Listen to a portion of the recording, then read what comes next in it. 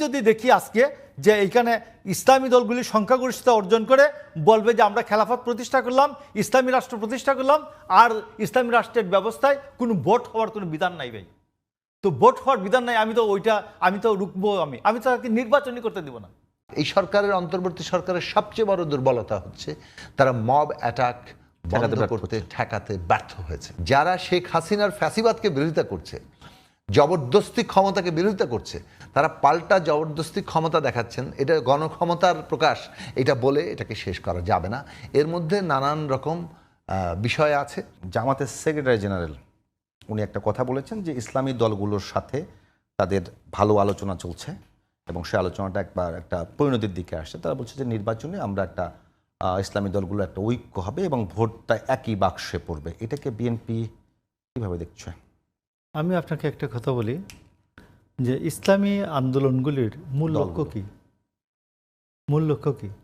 তারা খেলাফত প্রতিষ্ঠা করবে, ইসলামী রাষ্ট্র প্রতিষ্ঠা করা, খেলাফত প্রতিষ্ঠা না। খেলাফত প্রতিষ্ঠা করবেন। খেলাফত আমি ধরলাম তর্কের খাতিরে একটা টার্ম, রাষ্ট্র একটা টার্ম, একটা কথা বলছি যে উনি খেলাফত প্রতিষ্ঠা করবেন। তো খেলাফত প্রতিষ্ঠার পর কি আর নির্বাচন হবে না? জুনায়েদ সাকি, মুশাররফ ঠাকুর এদেরকে কি আর নির্বাচনে ক্যান্ডিডেট হতে দিবে?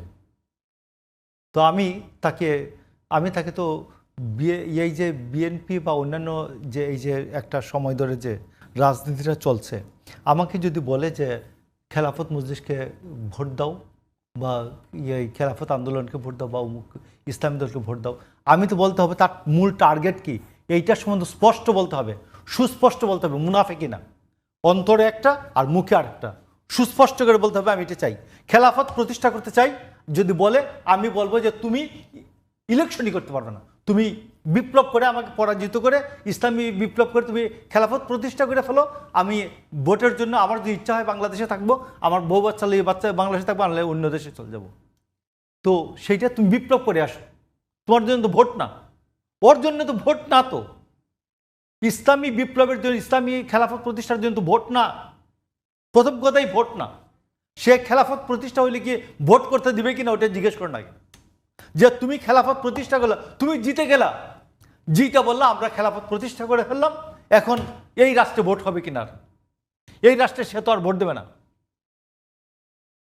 তো এইটা হলো মূল কথা। তো ইসলামী আন্দোলনের ক্ষেত্রে এইখানে মুনাফেকি আছে, এটা সুস্পষ্ট আইন করার জন্য আমি আমার পার্টিকে আমি বুঝাইতে পারি নাই, অন্যান্যদেরকেও বুঝাতে পারি না। যে তাদেরকে সুস্পষ্ট করে বলতে বলেন যে সে কি চায়। সে যদি মেজরিটি অর্জন করে তাইলে আমি মনে করলাম সে মেজরিটি অর্জন করলো, সে কি করতে চায় এইটাও স্পষ্ট করে বলতে হবে, স্পষ্ট করে বলতে হবে। তো আমার স্পষ্ট কি, আমি যদি সংখ্যাগরিষ্ঠতা অর্জন করি আমি একটা কল্যাণমূলক রাষ্ট্র করব, এক। 2 নম্বর, আমি একটা অন্তর্ভুক্তিমূলক সমাজ করব, অন্তর্ভুক্তিমূলক সমাজ করব। আমি ডেমোক্রেসি যেমন একটা টার্মস, ঠিক তেমনি অন্তর্ভুক্তিবাদ বা ইনক্লুসিভিজম আরেকটি টার্ম।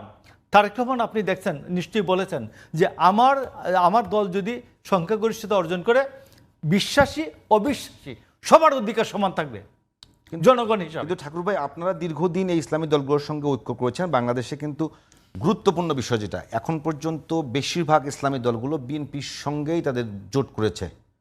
জোট করার পরে আপনি এখন যে কথাটি বলছেন, এদেরকে আপনারা আগে জানতেন না? না, জানতাম।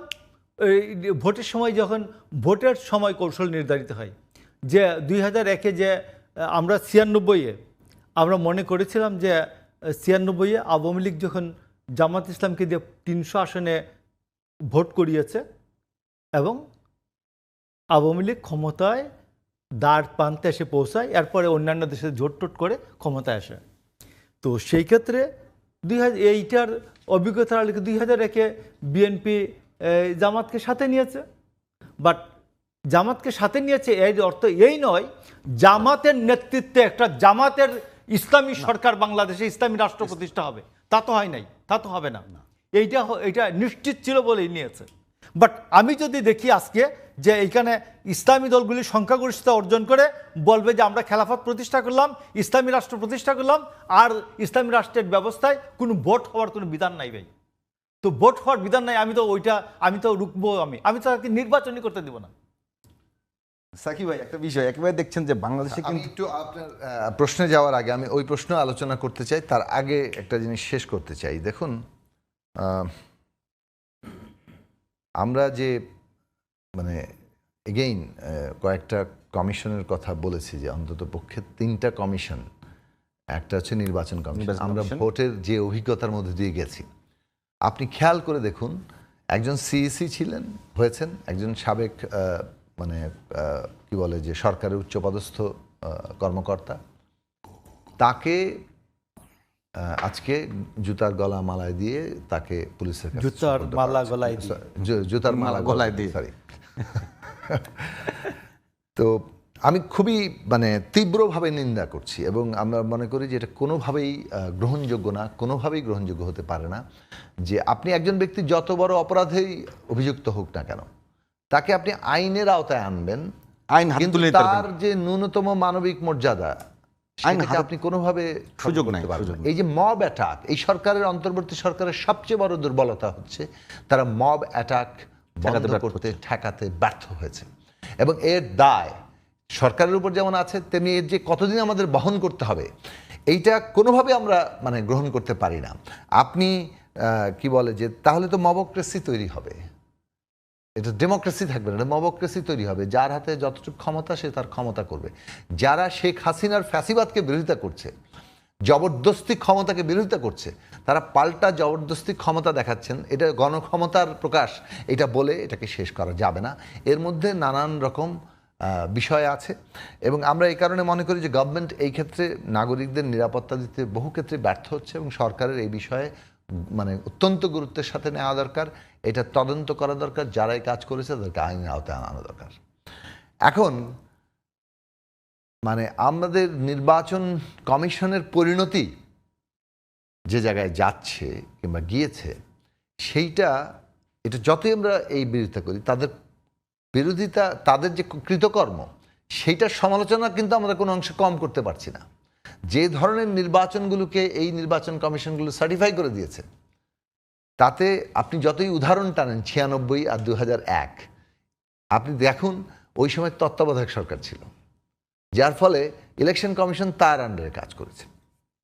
এখন আপনি মানে এইখানে আমরা চাই, যেহেতু স্থানীয় সরকার নির্বাচন নিয়ে এখনো কোনো ঐকমত্য হয়নি, যেটা তত্ত্বাবধায়কের অধীনেই হবে, ফলে ইলেকশন কমিশন ন্যাশনাল ইলেকশন তত্ত্বাবধায়ক সরকারের অধীনে হলো, কিন্তু তার 5 বছর ধরে কিন্তু স্থানীয় সমস্ত নির্বাচন এবং বাই ইলেকশনস সবই কিন্তু ইলেকশন কমিশনের অধীনে হবে।